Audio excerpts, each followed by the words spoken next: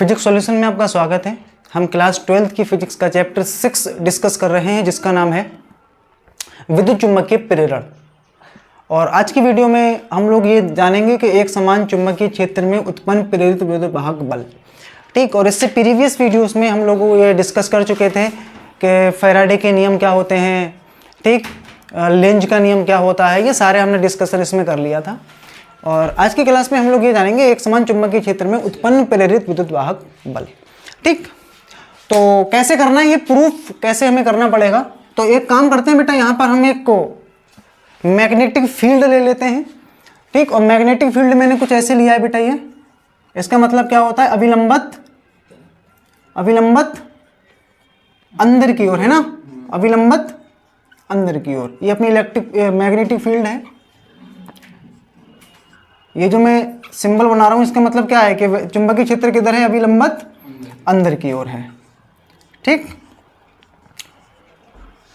ठीक है, ये अपना चुंबकीय क्षेत्र V है जो कि किधर है, अंदर की ओर है। ठीक है, तो इस चुंबकीय क्षेत्र में हमें क्या निकालना है बेटा, एक समान चुंबकीय क्षेत्र में उत्पन्न प्रेरित विद्युत वाहक बल। ठीक, तो हमने ये क्या ले लिया, एक स्लाइड ले ली है ऐसे, और इस स्लाइड के ऊपर, ये स्लाइड है और इसके ऊपर बेटा ये एक तार है, ये एक तार है।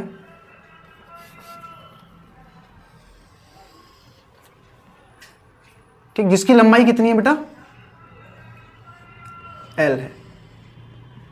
ठीक, और ये इस तरफ V वेग से बेटा क्या कर रहा है, गति कर रहा है। ठीक है, यानी ये जो तार है L लंबाई का तार है और ये चुंबकीय क्षेत्र के लंबवत बेटा V वेग से गति कर रहा है। लंबवत क्यों गति कर रहा है, क्योंकि चुंबकीय क्षेत्र बेटा अंदर की तरफ है और गति इसकी किधर हो रही है, इस तरफ हो रही है। ठीक, अगर मैं आपको ऐसे दिखाऊं तो बेटा ये एंगल कितना है, 90 डिग्री का कोण है। ठीक, तो इस तार के हमें क्या निकालना है, इस तार के कारण प्रेरित विद्युत वाहक बल हमें ज्ञात करना है कि कितना होगा। तो पहले इतना लिख लेते हैं बेटा, इसमें जो हमने माना है, तो इसमें लिख देते हैं माना एक L लंबाई का एक चालक तार चुंबकीय क्षेत्र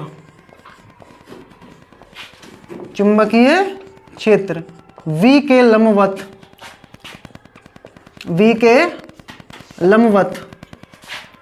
V वेग से क्या कर रहा है, गति कर रहा है। ठीक है बेटा, तो इसमें इतना लिख देंगे हम लोग, V वेग से ये गति कर रहा है। ठीक, अच्छा, जब भी बेटा कोई तार किसी चुंबकीय क्षेत्र में बेटा रखा होता है, तब उस पर कितना बल लगता है, F बराबर IVL साइन थीटा, है ना। तो मान लेते हैं बेटा ये जो तार है अपना, ये V वेग से गति कर रहा है। ठीक, और V वेग से गति करके बेटा ये कहाँ पहुंच गया है, ये इतनी दूरी बेटा चला गया। इस दूरी को मैं मान लेता हूँ कितना, dx। क्या मान लेता हूँ बेटा मैं, dx, इसको डेल्टा x कह देता हूँ मैं, डेल्टा x। तब ये तार बेटा कहाँ जाएगा, हमारा तार आ जाएगा बेटा ये यहाँ पर आ जाएगा। ठीक, तो कितना बेटा विस्थापित हो गया तार, dx। ठीक है, तो यहां से मैं लिखूंगा बेटा dx विस्थापित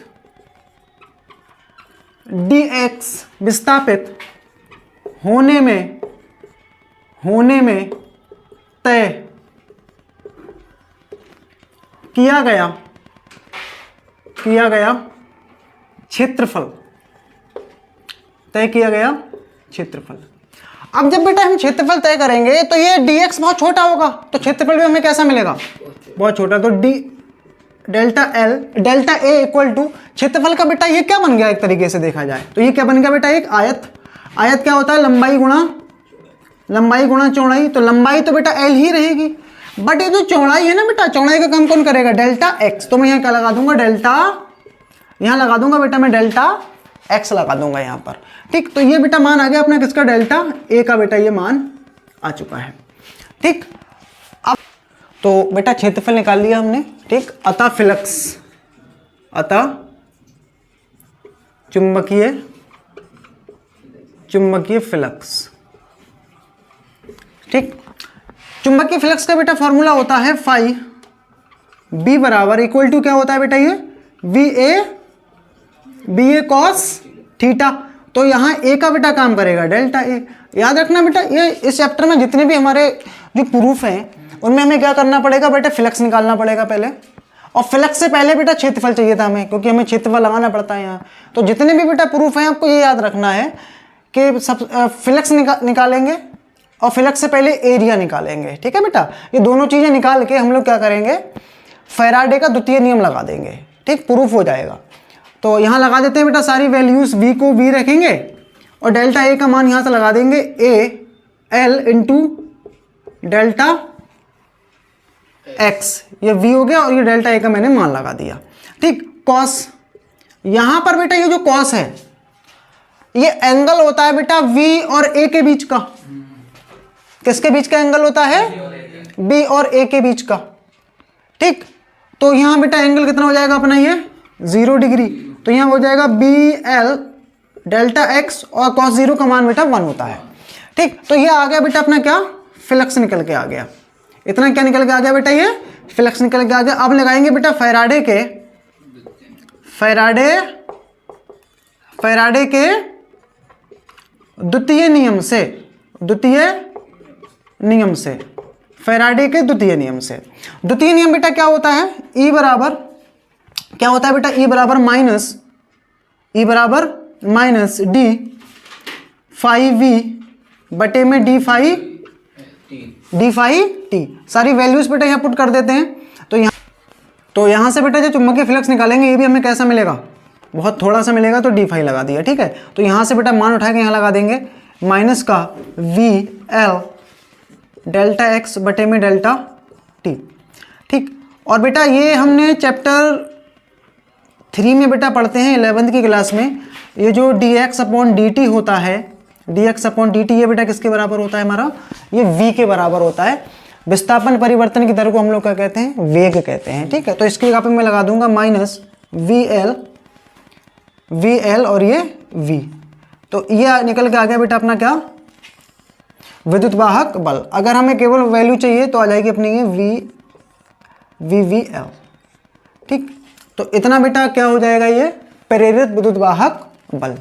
ठीक है, तो क्या किया था बेटा, सबसे पहले हमने इसमें ये चुंबकीय क्षेत्र दिखाया था बेटा, अविलंबत, तल के अविलंबत अंदर की ओर, और ये एक स्लाइड ली थी बेटा जिसपे हमें क्या करना है, तार को मूव कराना है। तो तार जो हमारा ये गति कर रहा है बेटा कितने वेग से, v वेग से गति कर रहा है। तो मान लेते हैं कि v वेग से गति करते हुए ये यहाँ से, कहाँ से बेटा, ये यहाँ से, ये a पॉइंट मान लेते हैं, यहाँ से यहाँ तक पहुँचने में कितना विस्थापित हुआ, dx।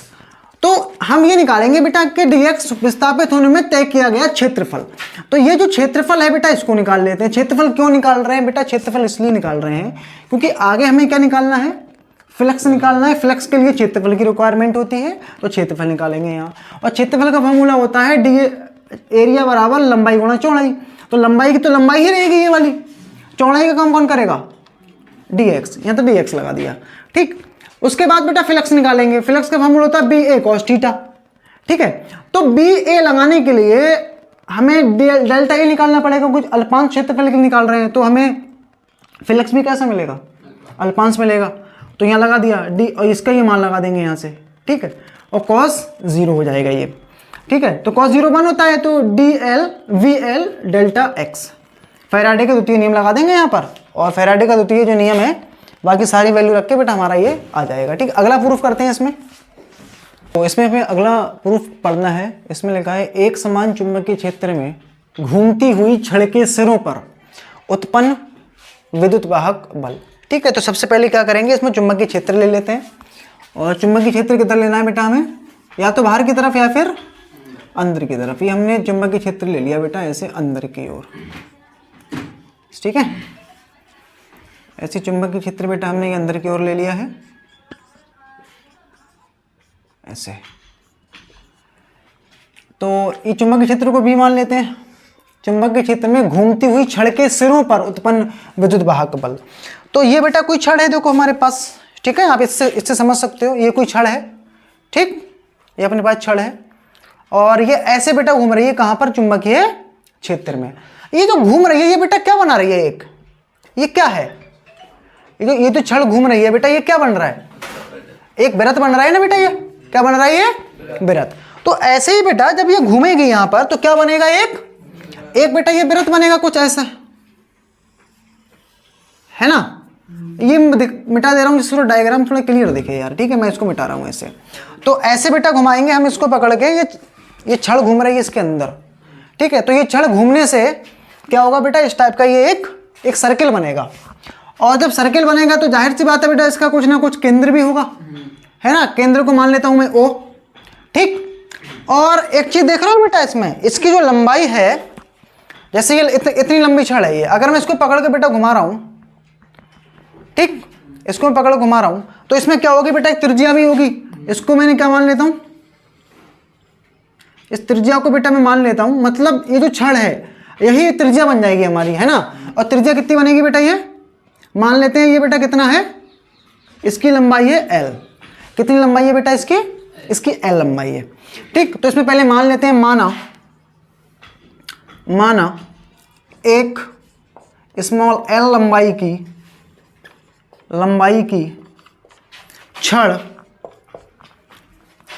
B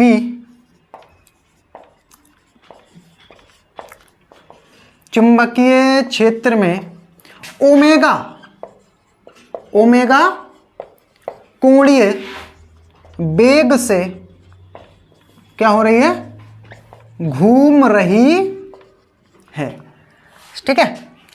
कितने से घूम रही है बेटा, ओमेगा कोणीय वेग से ये घूम रही है, ठीक। तो हम क्या करेंगे बेटा, इसके घूमने के कारण हमें क्या निकालना है, इसके सिरों पर प्रेरित विद्युत वाहक बल ज्ञात करना है, ठीक है। तो क्या करेंगे ना बेटा, इस पूरी छड़ के लिए ना निकाल के हम पहले क्या करेंगे, छोटा सा इसके ऊपर एक अल्पांश ले लेंगे और इस अल्पांश को बेटा मैंने मान लिया है कितना, DL। क्या मान लेते हैं, DL।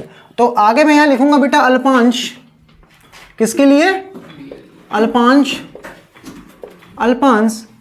DL के कारण, अल्पांश DL के कारण उत्पन्न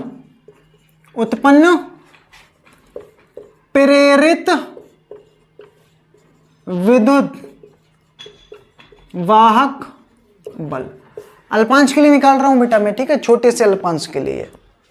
तो कितना हो जाएगा बेटा ये, अब जब अल्पांश के लिए निकालोगे तो विद्युत वाहक बल भी बेटा क्या मिलेगा हमें, बहुत ही छोटा मिलेगा। तो DE बोल दिया मैंने इसको, ठीक है, इक्वल टू, अभी बेटा हम फॉर्मूला पढ़ के आए, अभी हमने फॉर्मूला पढ़ा था बेटा, क्या आया था, E बराबर VVL।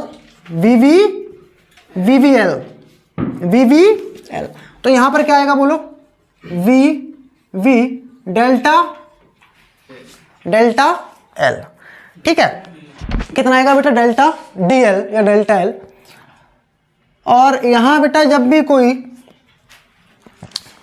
कण बेटा क्या करता है, वृत्तीय गति करता है, क्या करता है, वृत्तीय गति करता है, तो उसके रेखीय वेग और कोणीय वेग में बेटा ये रिलेशन होता है। B बराबर क्या होता है बेटा, R ओमेगा। B बराबर बेटा क्या होता है, R ओमेगा। ये है बेटा रेखीय वेग और ये बेटा क्या है, ओमेगा कोणीय वेग, और R क्या है बेटा, त्रिज्या होती है। ये एक रिलेशन होता है बेटा, क्लास 11th की वृत्तीय गति चैप्टर में हम लोग उसको प्रूफ करते हैं, निकालते हैं, ठीक है बेटा। अभी मैं प्रूफ नहीं करा रहा हूं, आप केवल इसको याद रखेंगे, B बराबर R ओमेगा। क्यों करना है बेटा, क्योंकि मुझे यहां पर इसको लगाना है। तो ये DE इक्वल टू ये बेटा कितने कोणीय ओमेगा, ये ओमेगा कोणीय वेग से क्या कर रहा है, घूम रहा है ये।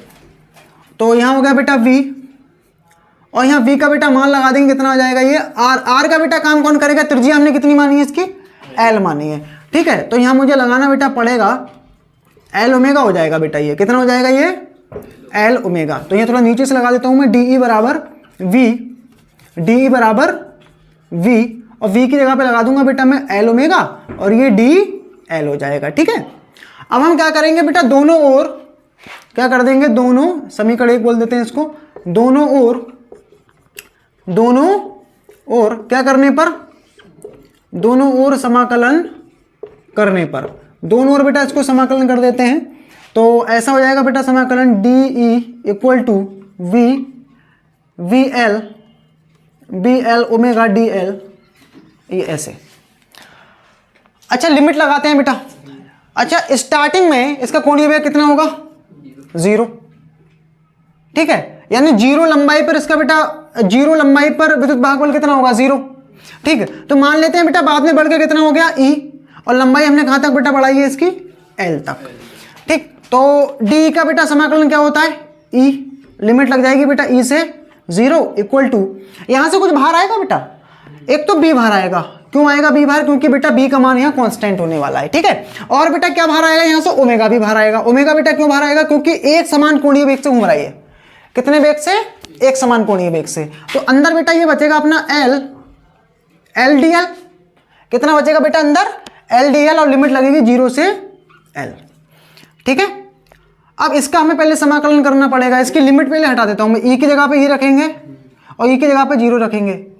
इसका बेटा समाकलन कैसे होगा, ये थोड़ा देख लेते हैं। यहां पर देखो बेटा, समाकलन में एक फॉर्मूला हम लोग पढ़ते हैं, ये वाला कहीं अगर ऐसा लिखा है x की power n dx equal to, ये होता है बेटा x की पावर n+1 बटे में n+1, ऐसा कुछ होता है।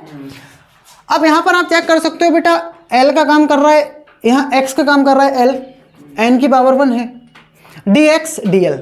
ठीक, तो हमने क्या लिखा है बेटा, x की पावर n+1, तो मैं यहाँ क्या लिखूंगा बेटा, इधर l की पावर 1+1, क्योंकि n का मान 1 है यहाँ, और बटे में n1+1, और लिमिट क्या लगेगी बेटा, l से 0, तो बराबर E।